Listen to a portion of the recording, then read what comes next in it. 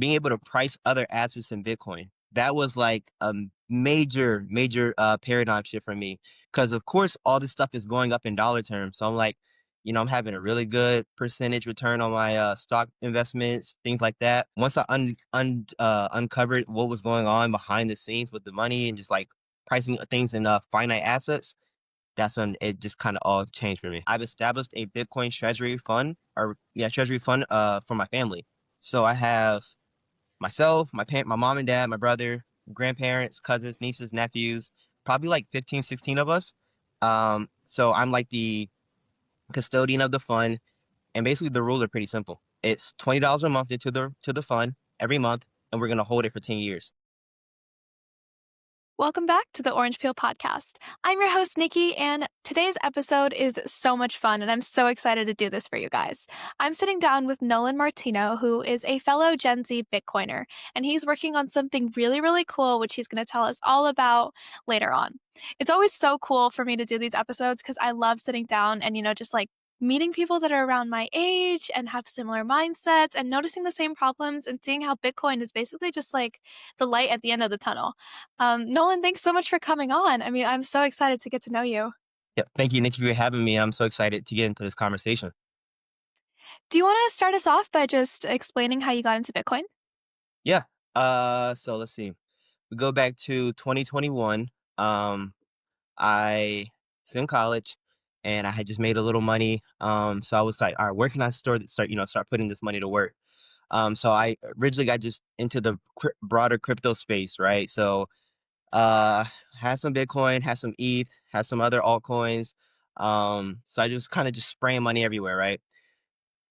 Probably 2 years fast forwarding to that, 2024, early 2024, I had a friend sit me down, was like, you need to understand Bitcoin. You need to understand what's going on with like the current monetary system, the history of money, and kind of just where we are in the cycle.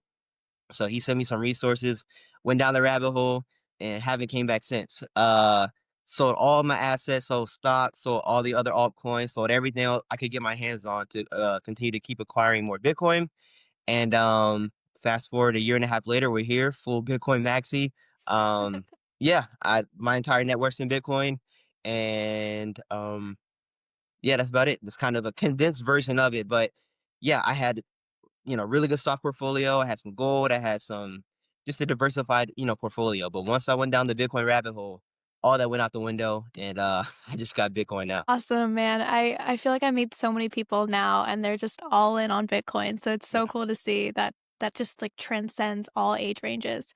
But when you were, figuring out Bitcoin and looking at the history of money and everything, was there something that kind of made it click for you or something that you were just so surprised about? Hmm.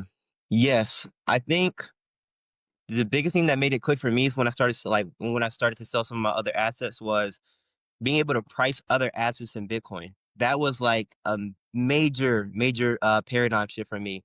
Because of course, all this stuff is going up in dollar terms. So I'm like, I'm having a really good percentage return on my stock investments, things like that. So I'm like, I'm doing well. I'm doing good. But I started pricing this stuff in Bitcoin, the S&P, some of my other individual stocks, Apple, Microsoft, Tesla. And I was like, oh, you start seeing it down 60% against Bitcoin, the S&P down 80% against Bitcoin. It just completely reframes your mind. And that's when I was like, oh, okay, you have to actually have a solid measuring stick to measure these assets against. Because if you're measuring it in dollars, everything's going up in dollar price. You look like you're killing it. And we're seeing it today with the stock market. Seems like it's hitting a new all-time high every single day. But it's because you're injecting more dollars into the system, which is why it's going up in price. But you put it against gold or Bitcoin, where it has a somewhat of a fixed asset, or Bitcoin, where it's a finite asset, you see all this stuff falling off a cliff. And that was like the reframing I desperately needed to say, okay, let me get rid of all this stuff and just buy Bitcoin. Interesting. So did you like what were some of the things that you looked into? Was it like real estate or just like the S&P 500? Yeah. Uh, Really just the S&P 500 in stocks, because I'm like you said, we're still in Gen Z, so I'm young. I really haven't like built out a real estate investment portfolio, and just because I didn't have the capital, to be honest.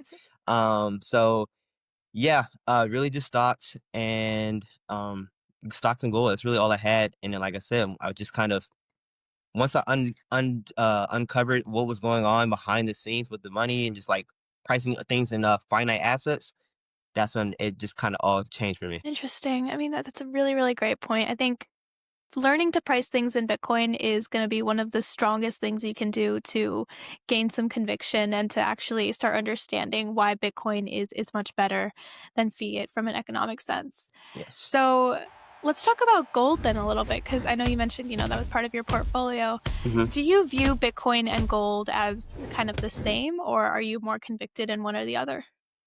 I'm obviously way more convicted in Bitcoin. But I always give gold its props and shout out gold because gold has held it down for the last 5,000 years. And I don't think we would have Bitcoin without gold, you know? But Bitcoin's just a better version of gold in all aspects and all characteristics. But yeah, gold's the OG. And I hate when Bitcoiners like, what I'm saying, sit on or step on gold because gold has gotten us to this point, right? Um, gold was sound money, still is sound money.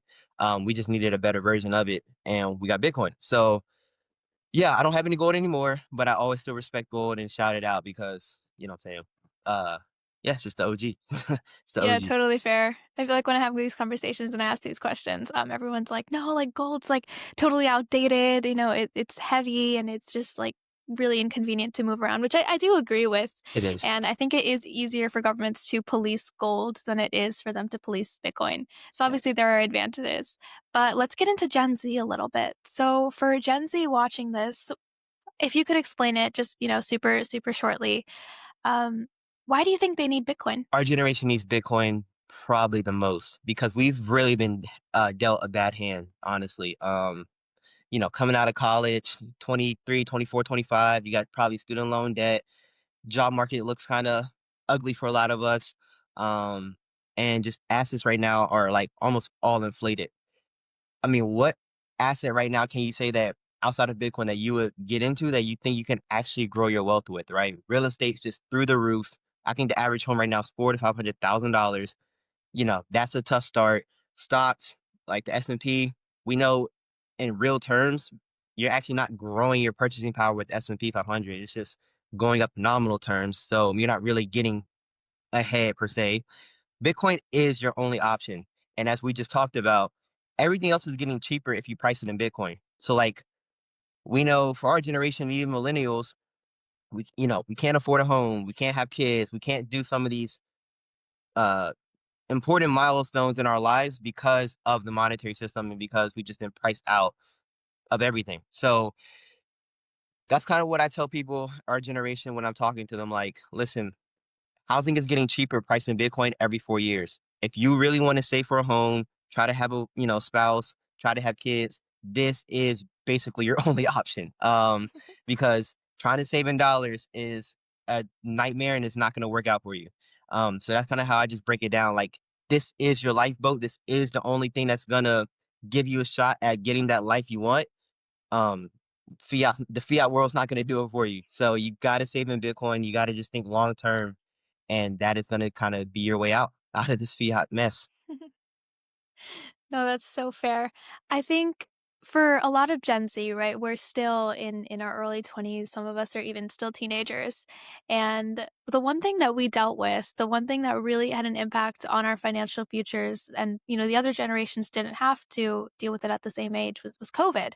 We were Yeah. put inside in a pandemic for most of our formative years, and obviously that had implications on our development, our social life, and everything. But do you think that, coming of age and growing up in an economy that is still reeling from the effects of that pandemic, how is that affecting Gen Z? That's a great question.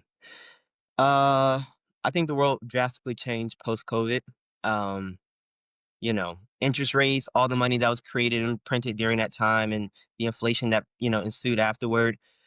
It's just a different world that we live in, and I think again, Gen Z's got in the bad hand dealt from that. So I just think we live in an inflationary world now, unfortunately, and we all need to adapt post post COVID because basically I was just talking with a friend about this. They let the toothpaste out of the bottle post COVID, and if the toothpaste isn't going to get back into the bottle now, like we live in an inflationary world, and you have to adapt. You just have to be able to own the right asset that at least is going to benefit you from this inflation that is going to happen. So that would be my message to really any Gen Zer kind of trying to figure out how to deal with this post-COVID world. It's just that you need to own the assets that are going to shield you from monetary debasement. And we know the best asset to do that is Bitcoin due to its finite nature. Um, yeah, that is kind of your only out right now out of this Okay. inflationary world. Okay, sick. So price things in Bitcoin and Yeah, save in Bitcoin. Sounds like yeah, that's your big message to Gen Z. yes, Have you tried to, talk Bitcoin with some of your friends or maybe like orange pill some of them? yes. I've had some success. I've orange pilled some millennials, some Gen Z. Um, a few people. I talk about Bitcoin all the time on my actual Instagram. So I get a lot of people DMing me saying, okay, like where do I start? I set them up with the Strike wallet, and kind of just walk them through the process. But I think more and more people are starting to get it and understand it because they have to, just because they see what I'm talking about, what we're talking about online, right? You go to the store, you see it. You go on the news, you see it. Like you're starting to see it and people are starting to make it make sense. Like, okay, the inflation and everything that's going on in the world is due to the broken money. And I'm only going to get poorer if I save in dollars. I need to find a way to preserve my time and energy. I need to find an asset that's going to do that the best. And people are starting to kind of get there with Bitcoin. We're still super, super early. Um, but yeah, I've had some really good success that I'm proud of with helping people understand Bitcoin. And I think the thing I'm actually most proud of is that I've established a Bitcoin treasury fund or yeah, treasury fund for my family. So I have myself, my mom and dad, my brother, grandparents, cousins, nieces, nephews, probably like 15, 16 of us. So I'm like the custodian of the fund, and basically the rules are pretty simple. It's $20 a month into the fund every month, and we're gonna hold it for 10 years. So I mean, I'm so proud that I've been able to kind of get my broader family on board and that we're able to do this. And we started in late November last year, November, December. So we're just almost a year in and we've seen really good results. So I urge everybody to try to do that and get their not only themselves on board, but get their family on board for what's coming. So that's another thing I've been up to. That's awesome, man. I mean, that so what was the motivation? I mean, what was the reason that you started this treasury fund? I mean, we know like you go down the rabbit hole, you start understanding everything, you can like kind of see like what's coming, right? You become like a genie, like a wizard. You're like, the inflation's coming, you know that the dollar's gonna lose value, um, yeah, that just like I said, inflation is apparent. So you just try to not only protect yourself, but you just want to like help everybody you can, right? You try to just want to talk Bitcoin to everybody and get people on board.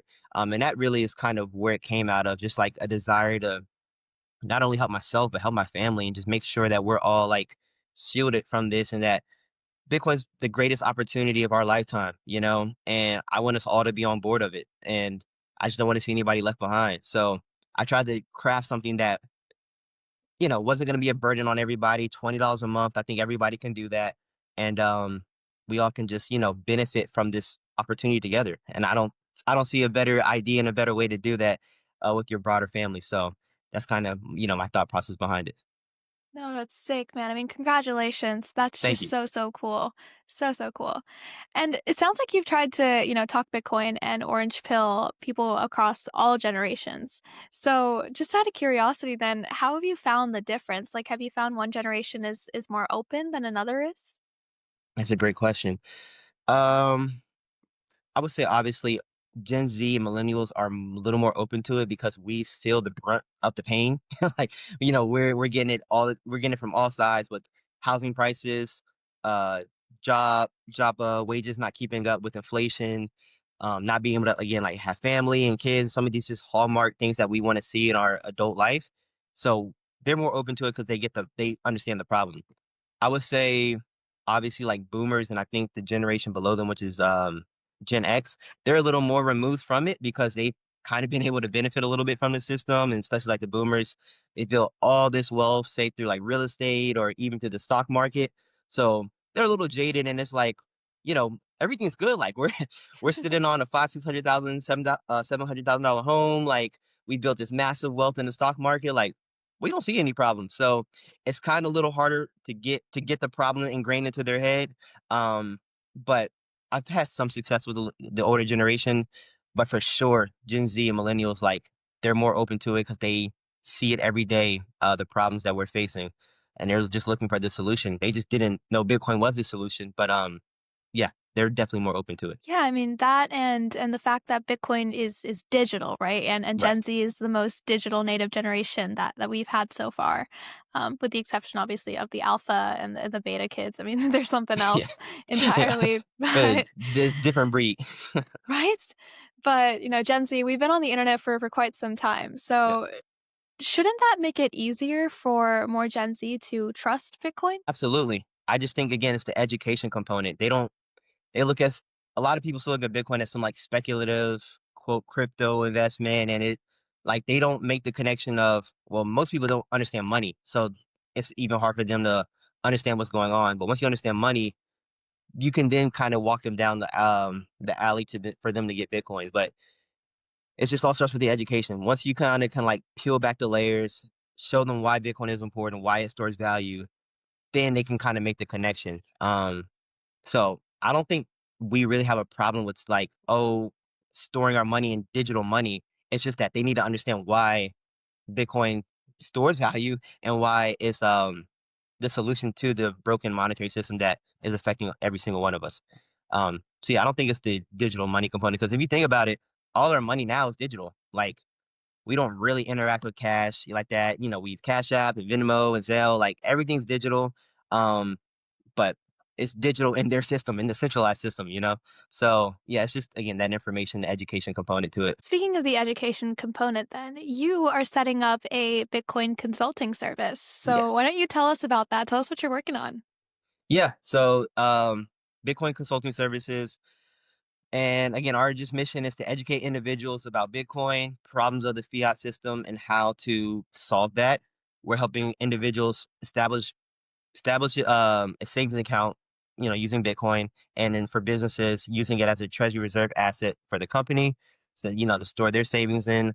We're helping individuals and businesses to receive Bitcoin as payment for goods and services, and lastly, teaching individuals how to safely store their Bitcoin in a cold wallet and make them self sovereign. And yeah, so those are kind of like our four tenets, and just yeah, that's kind of what we're after. So I've had some really good success so far helping people, like I said, through Instagram, people I've met in person, some people I met in Vegas. Um, so yeah, it's been. I'm still relatively new. I just started the business a few months ago, but we're gaining some really good traction and just continue to keep looking to spread that orange pill and educate the masses. Awesome. And Yeah. of those four pillars that you were talking about, is there one that you feel is the most important for Gen Z to understand? Oh, 100% the education, right? Because none of this stuff matters if you don't understand the problems of the current fiat monetary system and why Bitcoin is the solution to it. So yeah, the education piece is just critical because once you understand it and get it, what there's a saying, once you see it, you can't unsee it, right? You got to understand it. So yeah, education piece is absolutely critical to the overall um, pie, I guess. Okay, education. Yeah. Interesting. So, okay, this one's a little bit off topic, but Okay. I think it would be cool to ask. So, if you could explain Bitcoin just like really quickly and really simply to Gen Z, how would you go about doing that? I would say Bitcoin is decentralized sound money. It is a finite money that you can store your value in, that you can take anywhere with you in the world, be self sovereign, and no one can debase you, dilute you, inflate your value away. That's kind of, I think we know that all value derives from the fact that Bitcoin has a fixed supply. So I always try to lead with that and then build around that. Um, because once you understand that inflation is a result of printing money and adding new currency units, and every new currency unit that's added dilutes all the other currency units that are in circulation, then you can build a say, then it makes sense for you to say that you have a finite money that kind of helps people. Okay, so oh, like I get it. So having finite finite supply, and that you're able to use that money and take it anywhere in the world and be self sovereign if you self custody it. That is kind of the tennis I build around. Um, so yeah, just finite store value, and that it's once you self custody it, you're a self sovereign individual, and you can go anywhere in the world with your wealth intact. Why is it important to self custody? Because not your keys, not your coins, right? If you leave it on an exchange like you saw with FTX in 2020 or 2022, and they blow up, there goes your Bitcoin with them, right? So you have to be able to self sovereign or self custody your Bitcoin, and right, because if you just leave it on an exchange, you're still just in a centralized system. Like nothing really changed. You're just using Bitcoin and keeping it with somebody else that you trust, right? So you have to be able to self custody it because, again, like you don't want to have to trust anybody with your Bitcoin. You want to make sure that you can custody it and that you have the control and the keys, control of the keys. And yeah, it's just integral. Like you have to be able to self custody your Bitcoin. So I always scream that from the hilltops. No, and you know what? It's so important. I feel like not having your Bitcoin in self-custody just kind of goes against the principle of Bitcoin itself. So You're right, adding a third party into the system. Like it doesn't make any sense. it's a So bearer asset. Like you gotta, exactly, yeah, it exactly. doesn't make any sense. You mentioned that, you on your Instagram, you were teaching people how to set up their strikes and their Mhm. wallets. So how do you go about doing that? And, are you a proponent for like cold storage or hot storage? Both, but primarily cold storage. So like I look at it as kind of how most people set up their bank account. So have the majority of your Bitcoin in cold storage, locked away, not going to be touched for, hopefully decades. And then I still have like a couple $100 maybe sitting on Strike that I use for if I'm at a Bitcoin meetup and I want to exchange or I want to buy a product, I'll use Bitcoin. So, or any event something happens, I need to like quickly sell some Bitcoin to cover an expense or whatever. I still have a couple $100 sitting in my Strike wallet. But the majority of my Bitcoin stack is in cold storage. So that's kind of how I advise people to set it up. Yeah, so kind of just like have a little bit of checkings in your Strike account and then resting your savings on cold storage. Okay, sick. So exactly Yes. like checking and savings then. I feel like Yeah. I need to start using that parallel because when I sit down to explain, strike and cold storage and hot storage, everyone's like just looks at me like they don't understand anything. They're like, Yeah. how's my Bitcoin going into a cold card? That doesn't make any sense. Yeah. Yeah. Like, listen, guys. But what is your consulting service called? Yeah, so I created a brand called Asset Addict Consulting and clothing brand. So it's a merger of two things. So working on some clothes, but the brand itself is called Asset Addict. And it's just the idea of wanting to be continually just accumulate assets, which is Bitcoin, and also becoming an asset, right? Always working on yourself, trying to better yourself, just be 1% better every day, learning new skills and new information. So it's kind of like a double entendre. And that's kind of how I live my life. And I think, we should all like want to just be better, continue to accumulate assets and protect yourself and your family. So, yeah, that's kind of the idea behind the brand Asset Addict. Awesome. If you're watching this, I'm gonna add links, obviously, to Nolan's service here to Ask at It. And I mean, I don't know what to tell you guys. This is Bitcoin made for Gen Z by Gen Z. Like Yeah. it's so simple. It's probably the simplest that you're gonna get. So definitely check that out. And Nolan, one question that I like to ask everyone, I think I'll just put that in here now, is if you could recommend, one resource, one book, podcast, something to someone starting out Bitcoin, what is it that you would recommend? Oh my gosh, so many, so many. I have so many resources to share with people. It's almost overwhelming. Let's see, books. Some of my favorite books to recommend are The Big Print by Lawrence Lepard. That just recently came out, like I think a year ago. It's one of my favorite books. Another one is Thank God for Bitcoin. Love that book as well. Let's see, podcasts or videos on YouTube to understand kind of what's going on the broader sense with like macroeconomics and like the history of currencies and fiat and money and kind of how we got to where we are now. I highly, highly, highly recommend people watch The Hidden Secrets of Money by Mike Maloney. It's a like 10-part documentary. It is phenomenal. Like I can't tell you how many times I've gone back and watched that. So, so good. What else? Let's see. There's a documentary that came out like a year ago called God Bless Bitcoin, which is really good. I enjoy that one. And there's so much Bitcoin content out there to share, but I think those are a really good starting point. The books, um, and Hidden Secrets of Money, God Bless Bitcoin, and I actually have a YouTube playlist that I've cultivated or curated where any video that I've watched over the last few years that I have found really valuable, I add to this playlist. So I can actually share that with you. And if you want, you can put it in the show notes. The playlist is like 950 videos, and there's so many videos, but it's so valuable. So you can kind of go through there and peruse to your liking to see what you find attractive. But yeah, I have a playlist like that that I can send to you and share with you guys. So yeah, I mean, there's again so much Bitcoin information out there. You can get in the rabbit hole forever. So yeah. Sick. Okay, definitely send me the playlist then, and I'm gonna link that. And I'm gonna link all of the books as well.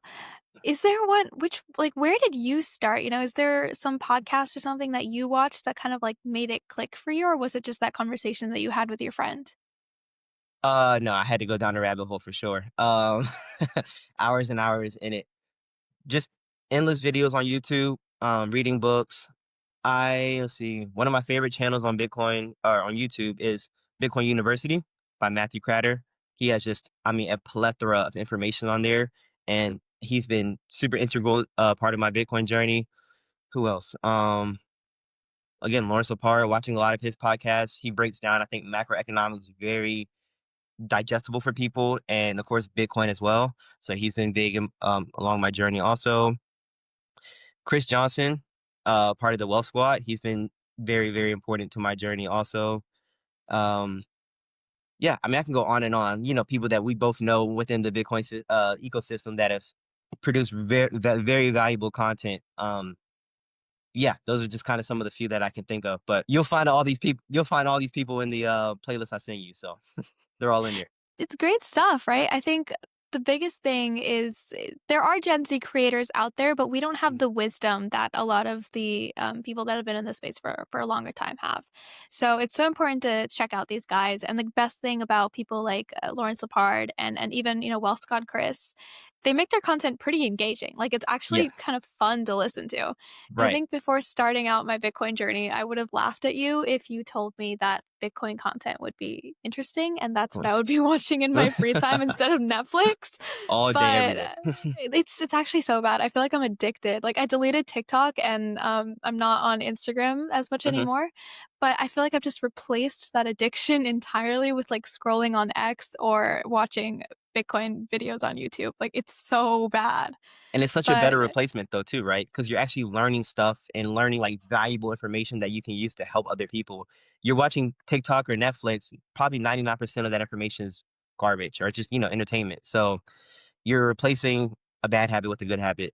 Just always, again, going back, learning more and bettering yourself. So yeah, I've kind of gone through the same thing. Just kind of instead of, I can't tell you the last time I watched TV show or watched Netflix or whatever. Like I spend all my time learning and just trying to better myself and yeah, just add to my knowledge base. So, and we know that Bitcoin's an endless rabbit hole. So there's just so much information to take on.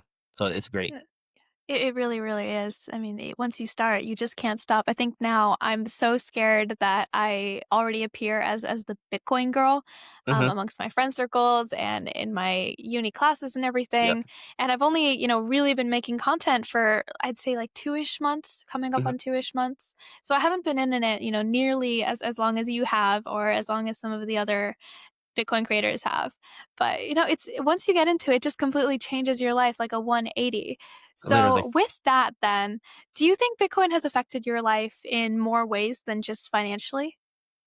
Absolutely. There's a saying that it's you don't change Bitcoin, but Bitcoin changes you. I mean, I 100% cannot say that anymore. Agree with that anymore. It's just a paradigm shift, like you said. Like you just look at the world differently after you understand Bitcoin. It's not about the finances anymore. It's not about getting rich. It's about, for me, it's about freedom. It's about freedom for not only myself and family, but for freedom for humanity. Because I always think about what what would we do if we didn't have Bitcoin? What would be our solution to this current predicament that we're in with fiat and CBDCs on the way and like this digital ID, this digital prison that they're trying to build? If we didn't have Bitcoin, what would be our next best option? Like I think about that all the time. And I guess the next best option would be gold, but we know gold has been captured, it can be centralized, it can be just manipulated with. That wouldn't work. So I literally look at Bitcoin sometimes as like a God-given gift to us and to humanity because this is our way out of this tyrannical just evil government society that they built. Um, so yeah, I just look at it as like just revolution. You know, it's a revolutionary tool. I say that a lot. Like this is our tool to again be self-sovereign, be able to go to the negotiating table with some of these governments and dictators and say, listen, we're not going to comply with your rules anymore. We have our own monetary system that you can't mess with, and that gives us um, economic power and freedom. And it just it just flips the table on everything. It really does. So I don't know if I answered the question properly, but yeah, it's just gives you so much more freedom and optionality to kind of live the life you want to live, and it helps you be able to plan for the future also. So yeah. Yeah, I mean, you're absolutely right in saying that Bitcoin, again, it changes you. If you don't change Bitcoin, you change you, right? So with that, you talked a little bit about, Bitcoin being something for the revolution against, tyrannical governments and this Yeah. awful monetary system that we're all living in. Gen Z is a very socialist generation. They really Yes. like to fight for stuff, to Hmm. enact equality and change and get justice. So, would you say that Bitcoin could actually be used as a tool for most of the things that Gen Z is fighting for? Absolutely. I think all the things that we want for our generation, Bitcoin can give us. But again, our just generation doesn't understand it or know it. So they look at, like you said, socialism, or you kind of seeing like this communism kind of idea on the rise for our generation, just because we've been, again, dealt such a bad hand. But I don't think either of those are the option. We just need to return back to sound money. And if you get back to sound money, a lot of these societal issues that we're facing will get fixed just through having a sound monetary system. So, um, yeah, I think that's just, again, information, education that our generation and millennials need to kind of move forward. And just not, I'm a big believer that governments and politicians aren't going to solve this problem. You can't vote your way out of this. You can't try to elect a bet, if the Republicans aren't doing it this time, then you're going to vote harder for the Democrats and they're going to fix the problem. Like neither side can fix this problem, as we've already known. This needs to be fixed at the root cause of the problem, or the root cause of the system, which is the broken money. So that's kind of how I look at it, and we all just need to, again, just get the information and get the education. Because a lot of the people, unfortunately, that I've seen, that I've kind of recognized when I'm talking to people, is that they still believe they can fix and change the system within the system. Again, voting harder, what I'm saying, trying to just, yeah, just try to vote their way out of this. It's not going to work. Plainly, it's just not going to work. So we got to fix the money to fix the world. And that's it. Got to fix the Yeah, I money. mean, you can't unlock the cage from inside the cage, right? Yeah. You've got to start thinking of I like alternate that. solutions. So, um, yeah, I mean, you're absolutely right in saying that. In the U.S. we have a very kind of bipartisan um, government, or sorry, voting system. We have very Yes. bipartisan politic. We've got Democrats and Republicans, and there's a lot of war going on in between each other. But I think people Mhm. just need to realize that they're both this like two sides of the same coin. Same bird. Yes. Doesn't Yeah. matter who's in power, right? Like Jerome Powell is going to keep running that printer as long as they can keep No running matter that what. printer. Like it's going to keep going. So yeah, I mean, you're absolutely right. Bitcoin is more than just a cryptocurrency. It's money for a fair generation, for a digital generation, Hmm. which I think is just awesome. So thank you so much for coming on. Yeah, of And course. last thing, what's your overall message to Gen Z? What is your plan of action that they should do immediately after, finishing this video? Yes. My message to Gen Z, and I like to include millennials because they're kind of in the same boat with us, is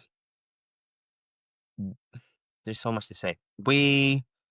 Our generation can get down sometimes in the dumps and kind of just be pessimistic and feel like there's no hope, and that it's just YOLO. We're gonna just waste our money, use our money to gamble, try to hit the lottery, just travel, and just like there's no hope. So like, let's just live for today, right? As we know, Bitcoin is hope. Bitcoin is something that can change your life if you play the long term game and like be able to save in it, right? So that would be my message to Gen Z and to millennials, is that there is hope. You save in a sounder form of money. You save in money that everything around you is going to get cheaper over time. 4 years, 8 years, a decade from now, things are going to continually get cheaper. You're going to be able to afford more things, have more purchasing power to do the things you want to do in your life. You just have to change your unit of account, right? Stop thinking in dollar terms, think in Bitcoin or even gold terms, and just save in a sounder form of money. Continue to learn new skills, continue to better yourself. As we know, AI is on the rise and AI is going to be very disruptive, but find things that are still going to be in need, even with AI on the rise, right? So, like doing stuff with your hands or being able to learn how to use AI, code AI, obviously learning Bitcoin and being able to be a expert in that field, things that are still going to be in high demand. Use your time to learn those new skills and just save in Bitcoin, and you're going to come out of this, I think, very, very wealthy and in a different phase than you were right now. So that's just kind of my message. Like, stay positive, stay optimistic, know that there is a way out of this. You just gotta have to have the information, the education, and be able to just again save in Bitcoin. So that's kind of my message to the people. That's a really great message, and it's so, so awesome to get some hope on this channel.